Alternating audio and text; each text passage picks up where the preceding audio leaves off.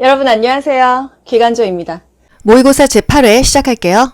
여러분 모두 합격 가자. 좋아요 눌러주세요.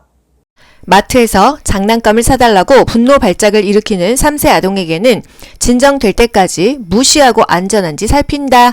무시하고 안전한지 살펴본다.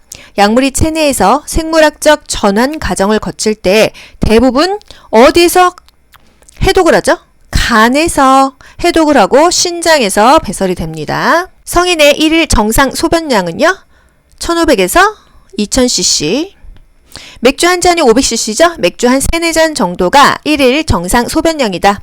성인의 소변은 약 산성으로 95%가 수분이다. 혈중에 칼슘과 인의 농도를 증가시키는 작용은 부갑상선 호르몬이다 했습니다. 혈중이라는 것은 혈액 내에 있는 칼슘이 높다는 거죠? 뼈에서 칼슘을 빼서 혈액으로 칼슘량을 높여주기 때문에 농도가 높아진 거예요. 파라토르몬은 뼈에는 칼슘이 낮다. 왜? 혈액 내에, 혈중 내에는 칼슘 농도가 높기 때문이다. 그래서 혈중에 칼슘 농도가 높다 하면은 부갑상선 호르몬 파라토르몬이 되겠습니다. 또 반대로 기량작용으로 만약에 혈중에는 칼슘 농도가 낮은데 뼈에는 칼슘 농도가 높다. 그러면 칼시토닌이 되는 거예요. 뼈가 튼튼한 거는 뼈의 칼슘 농도가 높은 칼시토닌이 되겠죠? 혈중, 피 속에 칼슘 농도가 높고 인의 농도가 높다고 한다면 부갑상선 호르몬 파라토르몬이라는 거. 파라토르몬은 뼈에는 칼슘이 적고 피 속에는 칼슘 농도가 높다 이렇게 기억하세요. 그러면 뼈의 칼슘 농도가 낮다 그러면 골절 가능성이 아무래도 있을 수가 있겠죠? 임신 초기와 말기에 소변을 자주 보는 이유는요. 방광이 압박을 받기 때문이다. 임신 초기와 말기에 빈뇨가 있어요. 빈뇨가. 방광 뒤에 자궁 있고 자궁 뒤에 직장 있잖아요. 자궁이 커지니까 방광을 눌러서 빈뇨가 오고 또 직장을 누르니까 변비가 온다는 거. 업무로 바쁜 가운데 환자가 시트 교환을 요구했어. 어떻게 하죠? 설명을 한 다음에 조금 이따가 교체해 드릴게요. 이렇게 자신의 상황을 설명한 후 나중에 교체해 주겠다고 하면 되겠습니다. 임신 90일 이내에 감염 시 태아가 귀머거리가 되는 거 뭐죠? 엄마가 띵띠링띵띵 풍어를 읊혀도 아기가 귀머거리라서 듣지를 못해요. 풍지는 태아 귀머거리가 된다. 90일이면 초기잖아요. 그렇죠? 임신 16에서 20주 후 태반으로 감염이 된다. 이거 임신 16에서 20주면은 4, 5개월이에요. 그러면 임신 중기죠? 이때 태반으로 아기한테 옮겨서 유산이나 사산을 초래하는 것은 매독입니다. 초, 풍, 중, 매. 임신 초기 90일 이내는 풍진이 걸리고요. 임신 중기에는 태반으로 매독이 감염된다. 그래서 매독이 만약에 걸렸어. 엄마가 임신 초기에 고쳐야 된다 이 말이에요. 임신 초기까지 4개월 전까지 치료를 해야 된다. 매독일 때는. 매독 치료는 페니실린, 항생제로 치료한다는 거. 방사선 장애의 지표로 쓰이며 방사선 노출 시 가장 먼저 감소되는 혈액의 성분은 혈소판입니다. 방사선 치료받으면 혈소판이 감소된대요. 관절염으로 무릎 통증을 호소하는 노인에게 권장되는 운동은 수영 또는 수중 운동이다. 관절염 하면은 수영 나오고요. 여러분 골다공증은요? 골다공증은 체중을 부하해서 골밀도를 높여주고 근력을 키워주는 걷기가 좋다는 거. 이거는 뭐 항상 국가고시 나오는 거잖아요. 신체의 체액과 염분의 농도를 맞춰서 혈관 내 삽입 시 삼탑의 변화를 일으키지 않는 생리식염수의 농도는 0.9%이다. 팔과 양다리에 화상을 입은 환자가 응급실 내원 시 즉각적으로 시행할 간호는 뭘까요? 쇼크 상태를 봐야 돼요. 그래서 수분과 전해질을 공급한다는 거. 화상에는 뭐 얼음찜질 또는 찬물에 담근다 이런 것들이 다 맞지만요. 신체에 지금 이거는 뭐 팔과 다리에 너무나 큰 퍼센트의 화상이니까 쇼크 예방이 먼저다 이거예요. 화상 계산하는 공식 뒤에서 한번 해드리도록 할게요. 입원 중인 환자가 치료를 거부할 때 간호조무사가 우선 수행할 일은 간호사에게 보고하고 거부하는 원인을 파악해야 된다는 거. 염증의 4대 증상은요. 저결, 통종, 발적, 발열, 통증, 종창이다. 발적. 빨갛게 되는 거죠. 발열, 열나는 거예요. 통증은 아픈 거고요. 종창은요. 부어오르는 것입니다. 그래서 발적, 발열, 종창, 통증이 염증의 4대 증상이라는 거. 우리 어디가 아프다 하면 일단 빨개지고요, 열나고요, 아프고요, 부어오릅니다. 저결, 통종 뭐 이렇게 또 초성을 따왔어요. 고혈압 관리 방법은 체중 조절, 스트레스 관리, 식단은요, 저염, 저지방이 중요하죠. 저염, 저지방식이. 저지방식이는 저콜레스테롤을 먹어라 이거예요. 모의 증상은 청색증, 산소 공급이 안 되는 거죠. 혈압과 체온이 하강하고 빠른 맥박과 핍뇨이다. 쇼크의 증상이겠어요. 이런 증상이 있을 때 어떤 체위를 한다? 트랜들 햄버거 포지션, 다리를 위로 들어 올려준다. 중요하죠. 청색증, 혈압, 체온이 하강하고 빠른 맥박과 핍뇨가 오는 게 쇼크의 증상이라는 거. 임신 중 산전 유방간호 교육 시 부드러운 타올로 살살 문질러서 단련시킨다. 젖꼭지를 단련시키는 거예요. 응급실로 이송된 환자의 의식 상태는 첫 번째, 언어적 자극으로 사정한다. 여보세요, 괜찮으세요? 어깨를 살살 두들기면서 말로 하는 거예요. 이게 언어적인 사정이라는 거. 2020년 하반기 국시에 나왔었습니다. 약물을 오랫동안 사용하다가 투약을 중지했어. 그 약물에 대한 심한 갈망과 의존 반응이 나타나는 것이 뭘까요? 금단 증상이다. 약물만 금단이 있나요? 뭐 담배 끊었을 때, 술 끊었을 때도 금단 증상 오죠? 아스피린의 부작용은 위장출혈이다. 그래서 아스피린은 원래 해열, 소염, 혈전증 치료제로 쓰이는데 위장출혈이 있기 때문에 이런 출혈 경향 환자에게는 금기시키고요. 같은 성분 아세트아미노펜, 우리가 알고 있는 타이레놀 있죠? 요걸로 대체 복용시킨다는 거예요. 출혈 경향 환자 누가 있죠? 혈우병, 피가 안 멈춥니다. 위염, 위궤양 환자는요. 아스피린 대신에 아세트아미노펜이 들어가 있는 타이레놀을 복용시킨다. 타이레놀은요. 그 약의 고유명사고요. 타이레놀 안에 들어있는 약의 성분이 아세트아미노펜이라는 거. 30세 남자가 머리와 목, 한쪽 팔 전부, 왼쪽 다리 전체 화상을 입었을 때 몇 %의 화상을 입은 것인가? 화상 9의 법칙 보도록 할게요. 화상의 넓이를 계측하는 방법이에요. 성인은요, 머리가 9입니다. 왼팔, 오른팔 9예요. 9, 9, 9 이렇게 기억하시면 되고요. 이 몸통 전체가요 18입니다. 등판 전체도 18이에요. 그리고 왼쪽 다리, 오른쪽 다리 다 18, 18이에요. 9, 9, 9, 18, 18, 18, 18 이게 성인이고요. 생식기가 1이 들어갑니다. 아시겠죠? 9, 9, 9, 18, 18, 18, 18 그리고 생식기 1이에요. 애기 같은 경우는요, 얼굴이 크기 때문에 얼굴이 18이고요. 팔은 마찬가지로 9, 9예요. 몸통 18, 등 18이고요. 다리가 달라요. 성인은 18, 18이잖아요. 애기들은 다리가 짧으니까 13.5, 13.5이다. 그리고 생식기는 마찬가지로 1이 되겠습니다. 그러면 여기서 아까 그 문제를 풀어볼게요. 머리와 목, 이거 얼굴로 치죠? 성인은 9, 한쪽 팔의 전부 9, 9, 9, 그 다음에 왼쪽 다리 전체 18, 18, 18, 18 이렇게 되는 거잖아요. 9 플러스 9 플러스 18은요? 36%죠? 네, 이렇게 계산을 하는 겁니다. 9, 9, 9, 18, 그 다음에 18, 18, 18이요. 애기들은요? 18, 9, 9, 18, 18, 13.5, 13.5 생식기는 각각 1씩이요. 이게 국가고시에 나오지는 않습니다. 그냥 알고만 있는 거예요. 구강으로 약물을 투여했을 때 흡수를 빠르게 하기 위해서 식전에 투여한다. 속은 쓰릴 수 있지만 흡수는 굉장히 빠르다는 거 빈속에 먹으면요. 간호조무사가 의식이 명확하지 않은 환자에게 더움을 주머니를 대어줄 때 온도 측정을 안 해서 화상을 입혔다고 한다면 이거 태만한 거죠. 뭐가 태만해요? 주의 의무가 태만한 거예요. 침상 난간 안 올려줬어요. 환자 떨어져서 다쳤습니다. 어떻게 되죠? 이게 바로 주의 의무 태만이라는 거예요. 영아의 일광욕은요. 오전 11시 이전에 하고요. 오후 3시 이후가 좋다. 11시에서 3시까지는 태양을 피한다. 땡볕 4시간을 피한다는 거. 11시부터 3시까지 4시간을 피합니다. 영아는 숟가락을 정확히 잡고 가지고 놀 수 있는 게 몇 개월이죠? 여러분 숟가락 어떻게 생겼어요? 이렇게 생겼죠? 8, 9개월에 숟가락을 정확히 잡고 가지고 놀 수가 있다. 이 구자가 숟가락하고 비슷하다고 생각하시면 되겠습니다. 임신 중 나타나는 임신부의 생리적인 변화는 혈액량이 약 30% 증가함으로 신체적 빈혈을 초래한다. 증가하는데 왜 빈혈이야?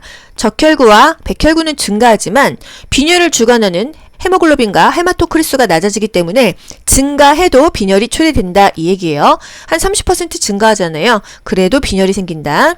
출생 후 1개월 이내에 신생아 아구창에는 1% 젠티안 바이올렛으로 치료한다. 아구창은 태아의 혓바닥이 생기는 거죠. 1% 젠티안 바이올렛으로 치료를 합니다. 그리고 눈에는요, 질산은이나 항생제 연고, 테라마이신 연고 넣어줬었어요. 만삭으로 태어난 신생아가 감염성 질병을 얻는다면 주된 감염 통로는 제대 절단 부위, 눈, 피부 등이 되겠습니다. 어떤 요법을 적용할 수 없는 대상자는 정맥류, 출혈 가능성 환자, 임산부의 복부 안변이다. 부항이죠, 부항. 부항은요, 음압 펌프줄로 이 압력을, 음압을 이용해가지고 붙이는 거 아니겠어요? 하지 정맥류 환자, 부항을 피한다. 요거 하나만 제대로 기억하세요. 임산부의 복부, 그리고 얼굴에다가 부항 뜨지 않아요. 치과에서 간호조무사의 기본 업무에서 기구를 교환할 때 사용 부위가 구강 내를 향하도록, 사용하는 부위를 그 구강 쪽으로 바로 줘야지 의사가 그대로 쓰지, 아니면 뒤집어서 써야 되잖아요. 나름 중요합니다. 연구치는 생후 12개월에서 16년경 사랑니를 제외하고 모두 석해야 된다. 연구치는 단단해진다. 석해야 된다는 것은 단단해진다는 의미입니다. 음식물과 낙엽 처리에 가장 좋은 방법은 퇴비 처리법. 우리나라에서 하는 쓰레기 처리법은요, 매립법이죠. 음식물과 낙엽 처리하면은 퇴비 처리법이다. 어떤 수가제는 제공된 의료 서비스의 양에 단위당 가격을 곱해서 진료비를 정하는 방식으로 과잉 진료비에 문제점이 있다 하면은 행위별 수가제죠. 행위마다 돈을 매겨서 의료의 질은 높지만은 과잉 진료비에 단점이 있다 그랬어요. 물을 염소 소독할 때 수중의 전여물인 치아 염소산 등이 남게 되는 유효 염소는 유리 잔류 염소이다. 뭔가 남아있다 하면은 잔류 염소이다. 유리 잔류 염소의 농도는 0.1 ppm일 때 세균이 감소한다. 염소 소독의 4가지 장점. 염소 소독은요, 소독력이 강하죠. 잔류 효과가 크고 조작이 간편하고 가격이 저렴하지만 단점은요, 냄새가 심합니다. 냄새와 독성이 있다. 우리 수돗물도 염소 소독하잖아요. 소독력은 강한데 냄새가 있다는 거. 가축의 배설물이나 가정의 생활하수 등이 한꺼번에 많이 유입되어서 물속에 유기물과 무기물이 진식하는 현상, 부영양화. 입니다. 영양이 풍부해진다 이런 것인데요. 녹조나 적조는 용존 산소량이 낮아지죠. 플랑크톤이 많아지니까 깨끗한 물이 아니다. 부영양화가 많다. 유기물이 많다. 이거는 더러운 물이라고 볼 수가 있어요. 1차 보건의료의 필수적인 사업 내용은 모자 보건이다. 모자 보건이 중요하다는 거. 의료보장제도 실시 목적은 예기치 못한 의료비 부담으로 국민을 재정적으로 보호하는 것이다. 의료보장제도의 실시 목적. 우리나라는 강제로 건강보험료로 뛰어가잖아요. 왜 이렇게 제도를 하는 것인가? 그 목적은요, 국민의 건강권, 건강은 인간의 기본권이다. 보건, 의료사업의 극대화, 국민 간의 보건 의료 서비스를 균등하게 부배한다. 혜택은 균등하다. 보건의료비의 적정 수준을 유지한다. 최고 수준 아니고 적정 수준을 유지한다. 예상치 못한 의료비 부담으로부터 국민을 재정적으로 보호한다. 차등부가 혜택은 균등한다. 기억하시죠?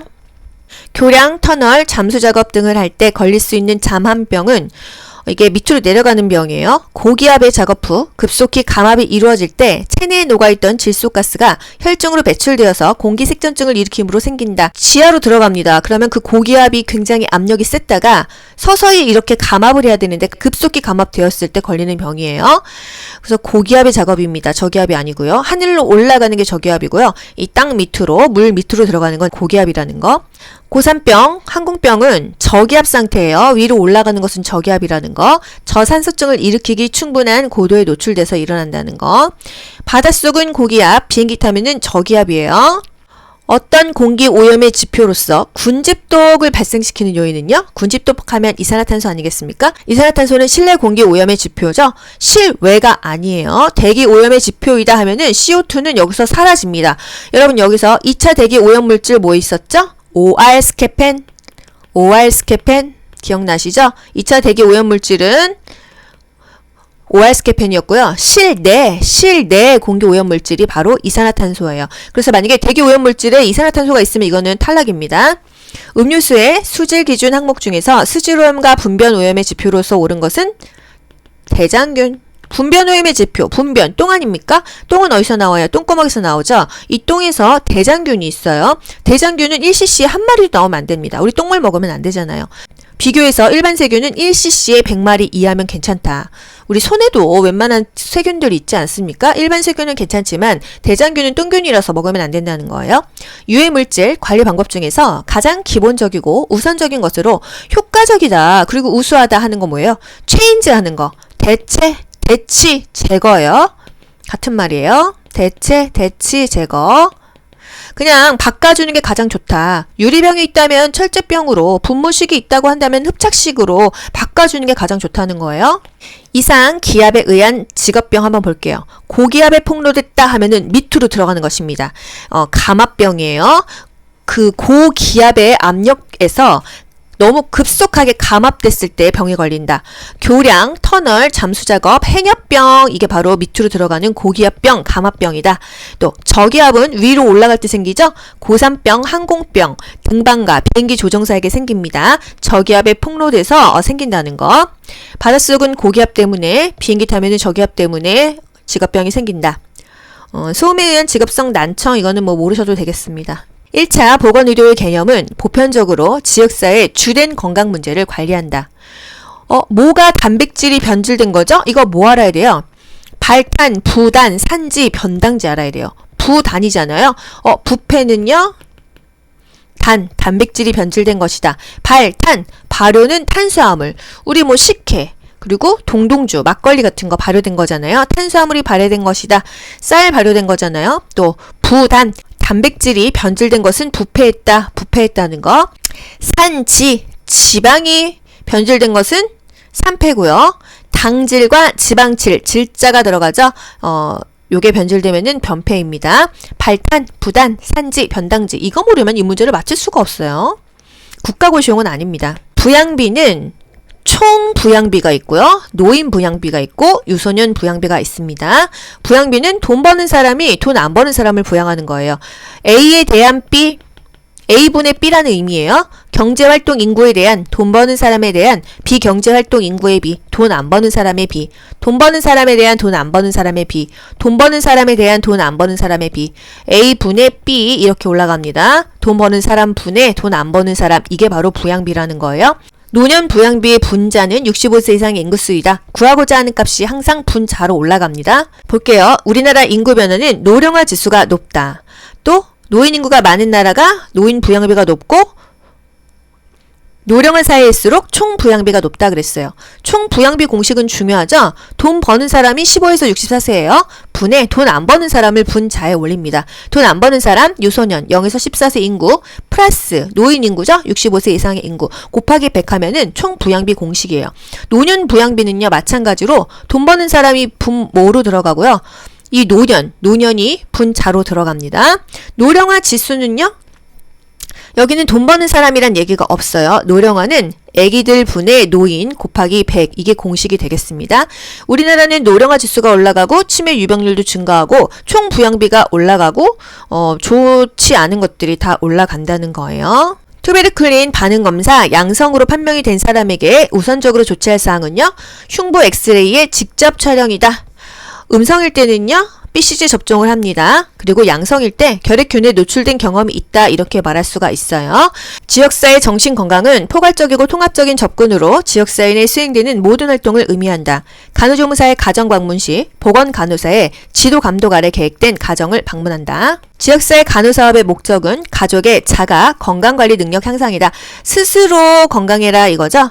건강 증진이라는 것은 건강에 대한 행동이 변화되고 그 과정으로서 대상자의 건강을 지금보다 더 나은 상태로 증진시키는 것이다. 정신건강 전문 용어는 임간사 플러스 자기다.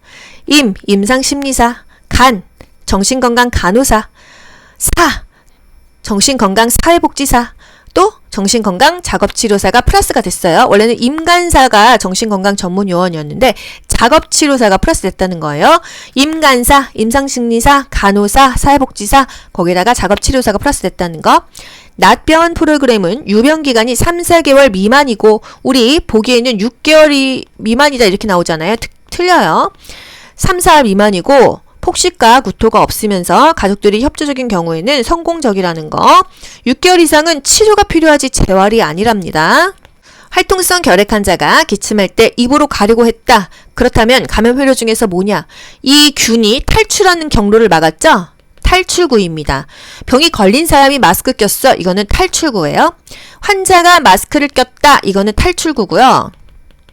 그 사람한테 옮지 않으려고 건강한 사람이 마스크 꼈다. 그러면은 침입구를 차단한 것입니다. 그 탈출한 균이 내 몸으로 침입하는 것을 차단하는 거예요. 아시겠죠? 그래서 제가 환전의침 이렇게 초성을 땄는데요. 환자가 끼는 것은 전파 차단이다. 탈출구다.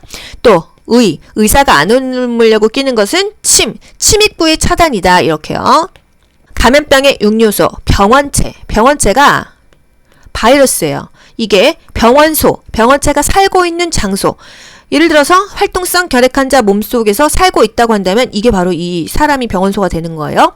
탈출을 합니다. 탈출구. 그 감염된 환자의 기침으로부터 밖으로 나와요. 그랬을 때 전파 경로는요. 호흡기가 가장 흔하다고 했죠. 호흡기, 소화기, 비뇨기, 뭐 이렇게 일반 물건 위, 개방병소, 그런 직접적인 성관계 이런 방법으로 우리 몸에 침입을 해요. 그래서 감수성 있는 숙주의 몸에 면역 있는 사람한테는 안 걸리는데 면역이 약한 감수성 있는 숙주에게만 걸린다. 그래서 병원체가 살고 있는 장소 환자의 몸에 있다가 탈출을 해서 전파를 하는데 내 몸에 침입을 해서 숙주를 삼아서 이 병원체가 자라난다는 거죠. 활동성 결핵 환자 치료 시 의료진이 만약에 N95 마스크를 썼다 하면은 침입구를 차단한 거예요. 그쵸? 침입구를 차단한 것이다. 예방 백신을 맞았어. 그럼 면역력을 올려준 거죠? 감수성이 있는 숙주를 대비하는 단계이다. 면역력을 올려줬다 이 말이죠. 음압 병실에 격리했다면 호흡기 전파의 공기 흐름을 차단한 거니까 뭐예요? 음압 병실에 격리한 것은 전파 경로를 차단한 것이고요. 또 아까 했던 거 환자가 마스크 끈 것은 전파 차단, 의료진이 감염되지 않으려고 쓴 거는 침입 차단인 거, 환전의침. 우리나라 건강보험에서 지정한 정기암 5가지는요. 방위, 간대, 자, 유방암, 위암, 간암, 대장암, 자궁 경부암 플러스 폐암이 추가됐죠. 방위, 간대, 자폐, 6대암이에요. 이제는 6대암이다. 방위, 간대, 자폐. 항문, 회음부 등의 소양증을 유발하는 세균 감염 소양증인데 항문이야. 그러면 뭐예요? 요충이에요. 요충증이다.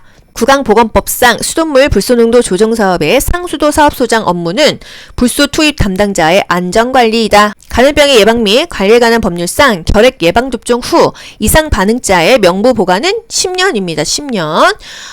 이거 명부 보관 마지막 장에서 정리해 드릴게요.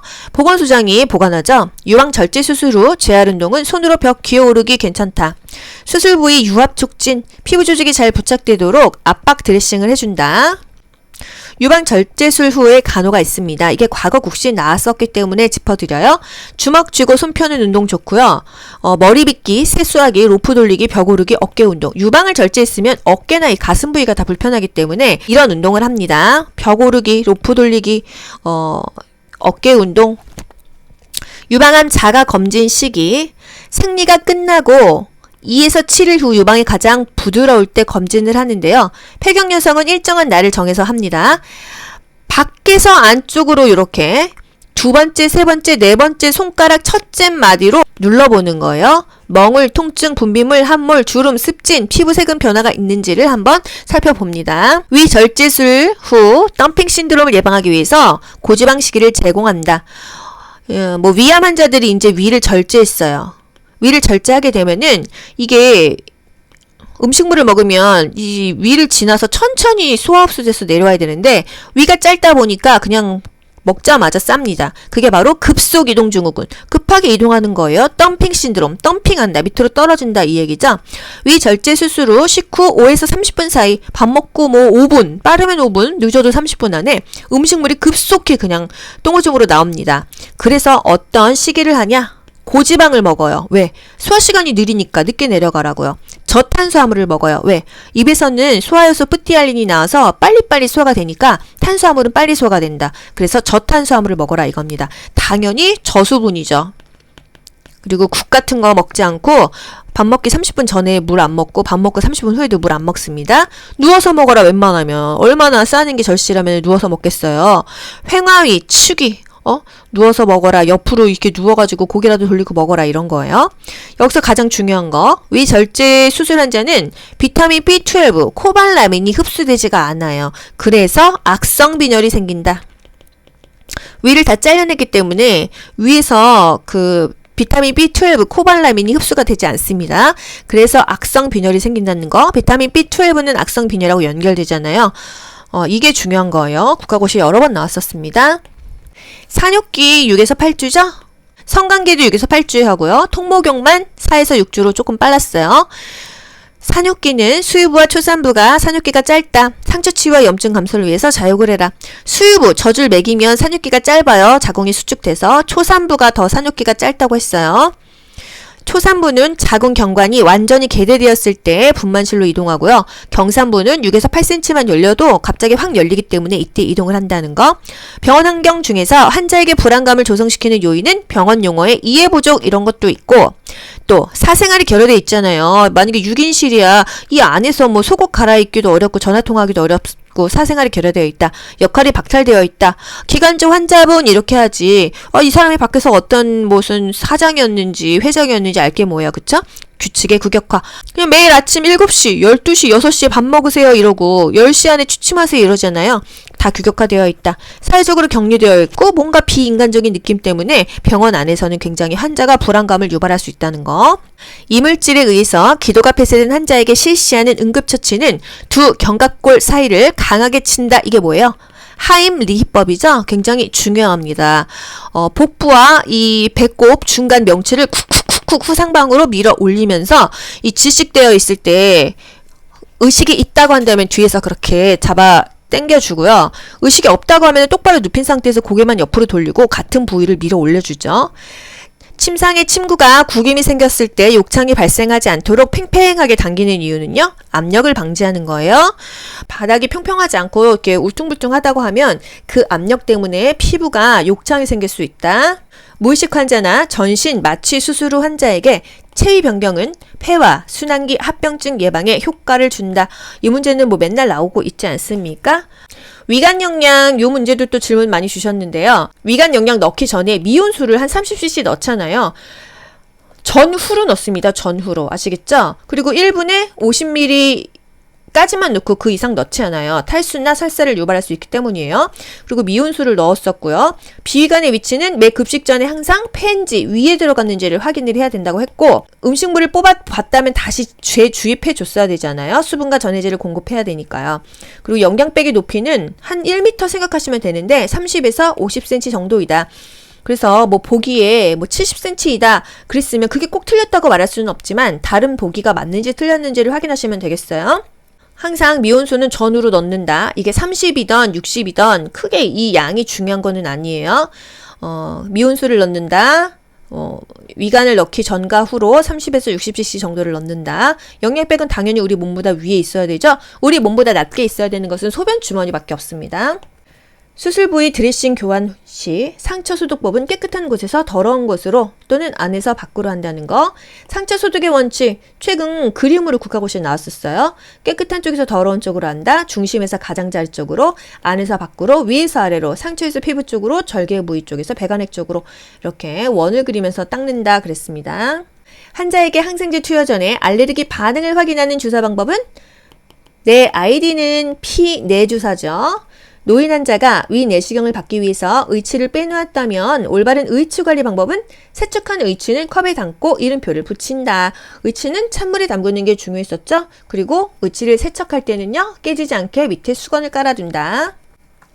의치보관법 찬물이 중요했습니다. 그리고 미지근한 물로도 닦을 수가 있었어요. 뜨거운 물은 안 돼요. 의치가 플라스틱 재질이라서 쪼그라들기 때문에 무조건 찬물에 보관한다. 아시겠죠? 컵은 뚜껑이 있는 컵에다가 물을 다 담궈서 이 안에 의치를 보관하는 거예요. 건조되면 안 돼요. 쪼그라들기 때문이죠. 의치를 빼야 될 경우는요. 무의식일 때 또는 건강검진할 때, 수면 중일 때, 경련할 때, 수술실에 전신마취 들어갔을 때 뺍니다.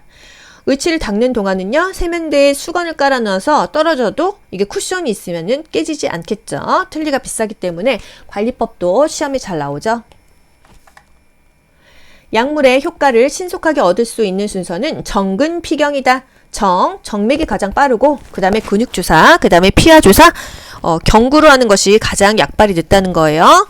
적혈구에 응집원이 없어 어느 혈액형의 환자에게나 공급할 수 있는 혈액형은 O형이다.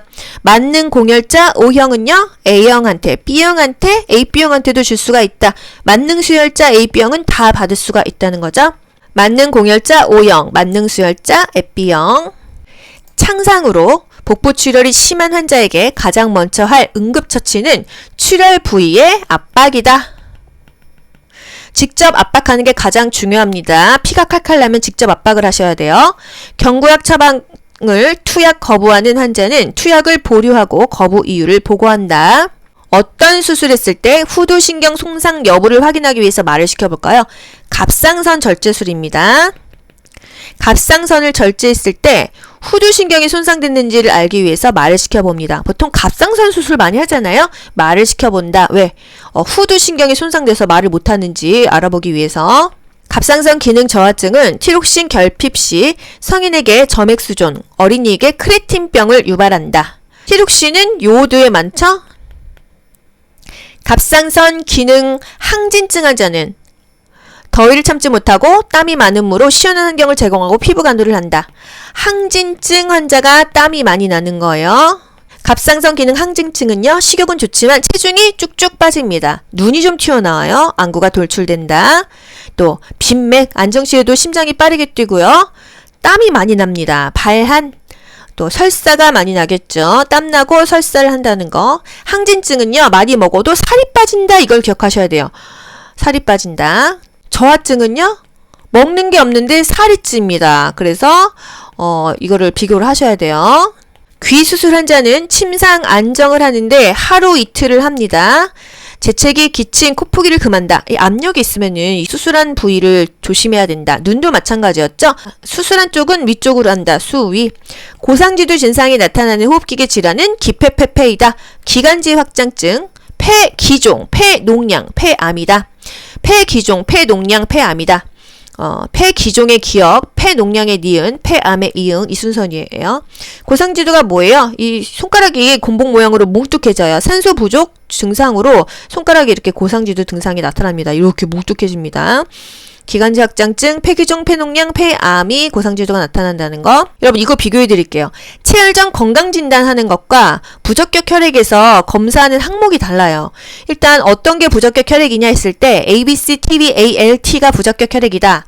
A, 에이즈피, B, B형 간염 검사했을 때 B형 간염피, C, C형 간염 검사했을 때 C형 간염피, T, 인체 T 림프 역량성 바이러스 검사, 이게 백혈병 검사죠. VDRL, 매독 검사, ALT, 간 기능 검사, 이게 안 좋은 피는 남한테 그 피를 수혈할 수 없다 이거고요.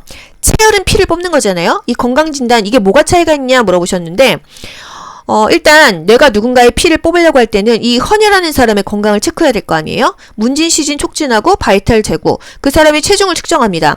여자는 45kg 이하면은 피 못 뽑아요. 남자는 50kg 이상만 뽑아요. 그리고 빈혈이 있는지, 혈수판 개수 검사, 이 사람이 지혈이 되는지, 과거 헌혈 경력했는데 쇼크는 없었는지, 혹시 체혈금지 대상자는 아닌지, 이런 경우가 아닌지를 본다 이거예요.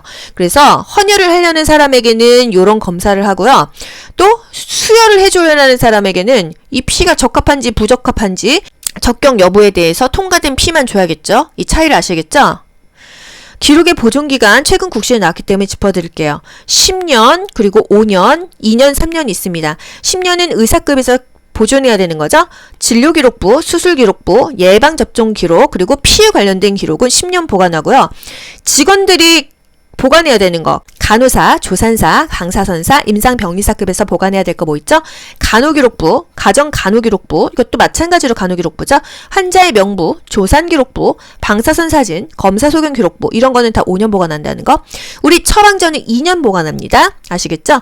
진단서, 또 보수교육은 3년 보관합니다. 여기까지 할게요. 반복해서 내 걸로 만드세요. 좋아요 누르면 합격! 귀로 듣고 고득점 합격하는 비결이 귀간조에 있습니다.